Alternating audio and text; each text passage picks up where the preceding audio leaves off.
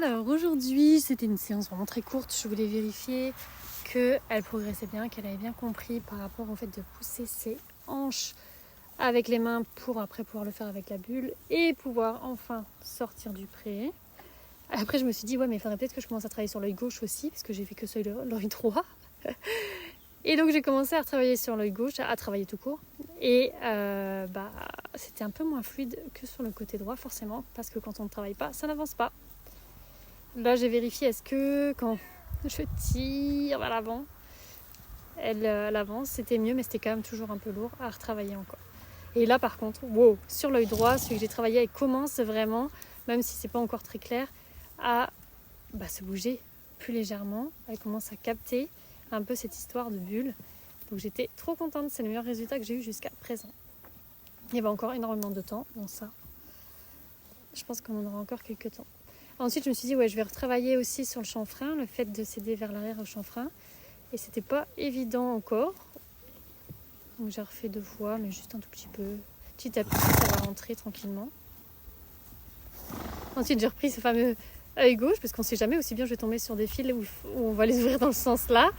Et donc c'est important aussi. Et donc on voit bien que clairement, ça n'a pas été travaillé. Donc pour elle, elle ne connaît pas. Donc vraiment important de changer les yeux. Souvent on fait plus sur l'œil gauche. Là j'ai fait plus sur l'œil droit, étant donné que les fils pour sortir de la clôture, c'était sur l'œil droit. Mais petit à petit, j'ai répété plusieurs fois et elle a fini par réussir à comprendre et à le faire tranquillement. Ensuite j'ai repris avec la friandise du fait d'attendre, et là c'était hyper intéressant parce que du coup quand elle avançait, je mettais de la disharmonie, et quand elle restait sans bouger ses pieds, je faisais une pause et après je donnais la friandise.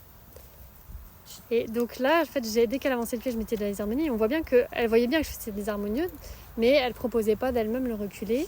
Et donc du coup au départ, j'étais obligée à chaque fois de faire disharmonie plus reculer pour lui dire non, c'est là, pose-toi là un petit peu et ensuite je donne.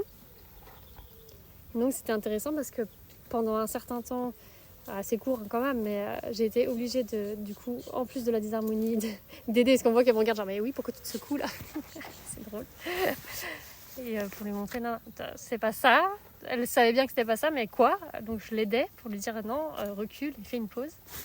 Et en fait à la fin, quand je me secouais en disharmonie, voilà, elle a commencé par elle-même après à proposer bon ok, je me recule, donc ça a tilté. Donc là c'est coupé, hein, j'ai mis un peu plus de temps que ça, de répétition pour pouvoir y arriver.